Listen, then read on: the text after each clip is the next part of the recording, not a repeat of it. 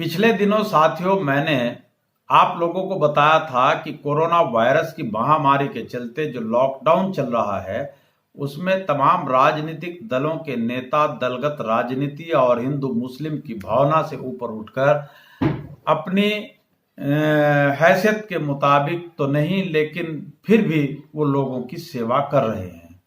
मैंने विधायक संजय गर्ग के बारे में आपको बताया था कि करीब 30 दिन लॉकडाउन को हो गया और विधायक जी ने अभी तक कहीं एक नमक की थैली भी नहीं बांटी। साथियों, जब मैंने वीडियो संदेश जारी किया और मैंने सोशल मीडिया पर एक खबर चलाई, उसके बाद विधायक जी की नींद टूटी और विधायक जी ने शहर के मंडी समिति रोड स्थित एक बैंक्वेट हॉल में एक छोटी सी रसोई चलाई और उन्होंने वहां पर कुछ लोगों को खाना खिलाने का काम किया। मैंने ये भी कहा था कि मेरी वीडियो जाने के बाद विधायक जी के खाना बांटते हुए फोटो वायरल होंगे या किसी अन्य समस्या को लेकर जिले के पुलिस प्रशासनिक अफसरों से मुलाकात की वीडियोस जारी होंगी। ऐसा ही हुआ भी। साथियों, मैंने ये भी कहा था कि विधायक जी जब आप चुनाव लड़ते हैं तो उस वक्त आप ये तय करते हैं कि कौन मोहल्ला कितना बड़ा है और अगर जितना बड़ा मोहल्ला होता है उसी मोहल्ले के हिसाब से आप वहां पर अपना चुनाव कार्यालय खोलते हैं ताकि कोई भी मतदाता अपने मताधिकार से वंचित न रह जाए।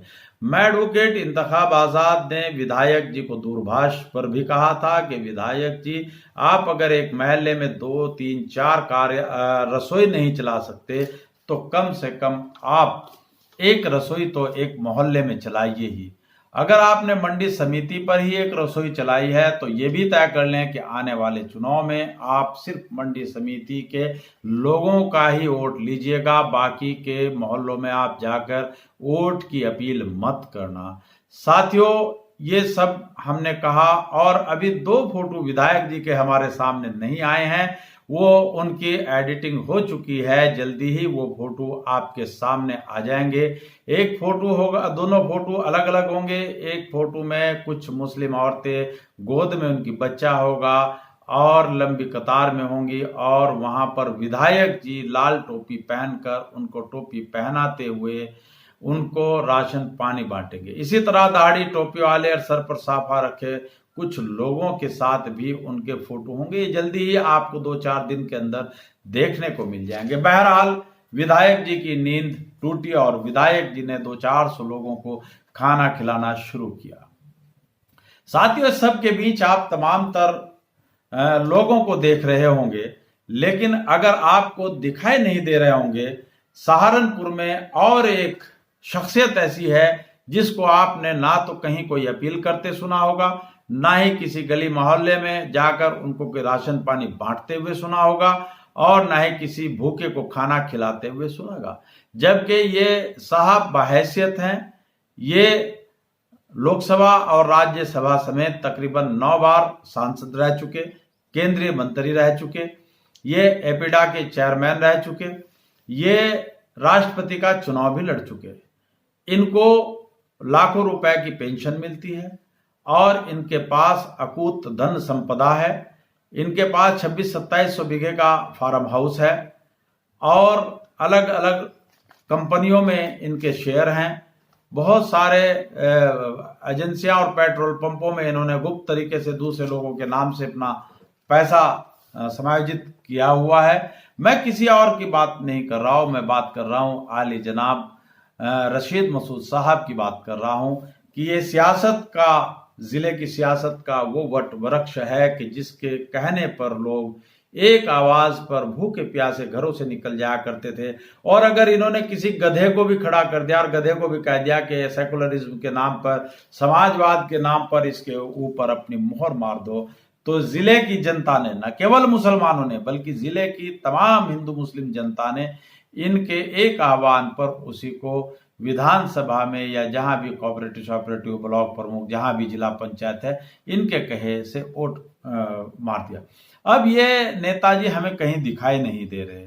ये 5 स्टार कल्चर की जिंदगी जीते हैं। 40-50 लाख की कार में बैठकर ये, इनका बेटा पोता घूमते हैं और ये पूरी तरीके से 5 स्टार कल्चर की लाइफ जीते हैं, बाहैसियत हैं। अब आप लोग कहेंगे कि एडवोकेट इंतखाब आजाद तो झूठ बोल रहे हैं, इमरान मसूद तो बांट रहे हैं।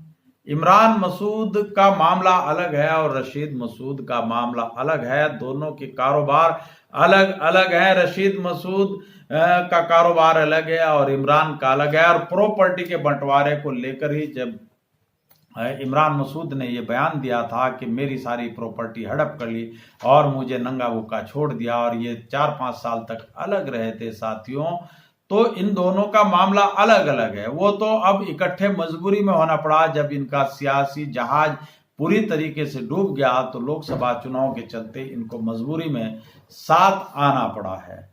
तो वो इमरान मसूद अपना अलग बांट रहे हैं, पहले दिन से बांट रहे, लोगों से अपील भी कर रहे हैं। अब वो दूसरे लोगों से, अपने जो उनके शागिर्द हैं, जो कार्यकर्ता हैं, उनसे भी मदद करा रहे हैं। अच्छा नौजवान लड़का है, कोई दिक्कत नहीं, जितनी बन रही है मदद कर रहा है, हम भी उसकी तारीफ करते हैं कि कम से कम वो सबसे पहले मैदान में आए और उन्होंने बांटना शुरू किया। लेकिन क्या कोई सहारनपुर का हिंदू मुसलमान या उनका कोई पुराना कार्यकर्ता ये बता सकता है कि रशीद मसूद, उनका बेटा पोता जो 40-40, 50-50 लाख की कारों में बैठ करके घूमते हैं, कि उन्होंने किसी गरीब के पेट की भूख शांत करी है? उन्होंने किसी को एक नमक की थैली भी बांटी है? 40-45 साल तक जिस व्यक्ति को हमने बेताज बादशाह बनाया हो सियासत का, वह आदमी अगर आज संकट की घड़ी में अपनी अकूत धन संपदा का एक हिस्सा हमारे लोगों के बीच नहीं बांट सकता। और अब तो वैसे भी रमजान का महीना चल रहा है, रमजान में तो बताते हैं कि जितना दोगे उसका 70 गुना आपको मिलेगा। अगर किसी को रशीद मसूद साहब कहीं बांटते हुए दिखाई दें तो मैं एडवोकेट इंतखाब आजाद आप लोगों से अपील करता हूं कि उनका एक फोटो सोशल मीडिया पर जरूर लगा दें।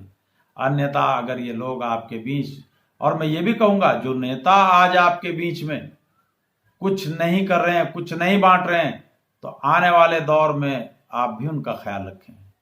और जो बहैसियत होते हुए, करोड़ों अरबों की हैसियत होते हुए उंगली कटवाकर शहीदों की लिस्ट में अपना नाम दर्ज करा रहे हैं, अगर ये जब लोग आपके बीच में आएंगे तो इन लोगों को जितनी इन्होंने आप लोगों की मदद की है उतनी ही मदद इलेक्शन में आपको इनकी करनी है। अन्यथा हमारे जैसे किसी को एक बार आप मौका दे करके देखो, फिर हम आपको बताएंगे कि जनता की सेवा कैसे होती है।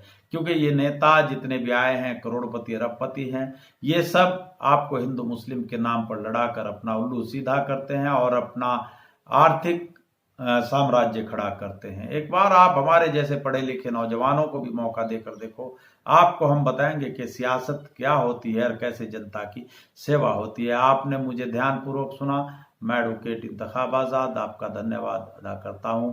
जय भीम, जय भारत और जय संविधान। अगर आपने हमारे चैनल को सब्सक्राइब नहीं किया है तो सब्सक्राइब कीजिए, लाइक कीजिए, शेयर कीजिए और हाँ बेल आइकन को दबाना ना भूलें ताकि बाकी अपडेट्स आपको सबसे पहले मिलती रहें। नमस्कार।